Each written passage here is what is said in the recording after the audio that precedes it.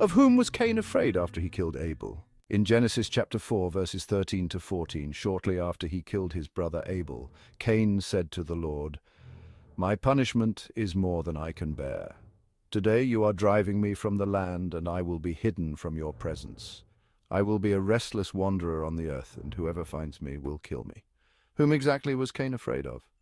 The only people the book of Genesis had mentioned to this point are Adam and Eve, Cain's parents, and Abel, who was now dead. Who would possibly be a threat to Cain?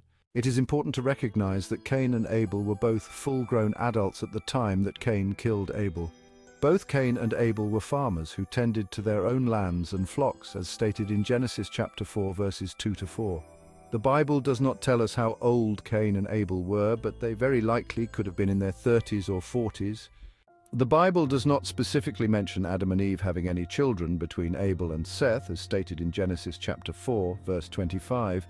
However, it is highly unlikely that the two most perfect human beings in the history of the world, Adam and Eve, would not have any children over several decades. Adam and Eve had many children after Seth, according to Genesis chapter 5, verse 4.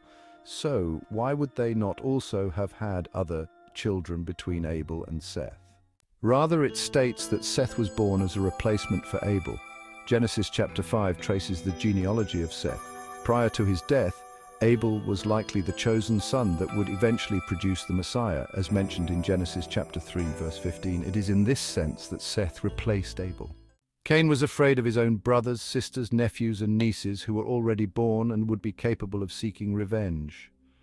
The fact that Cain had a wife, as noted in Genesis chapter 4, verse 17, is a further evidence that Adam and Eve had other children after Cain and Abel, but before Seth.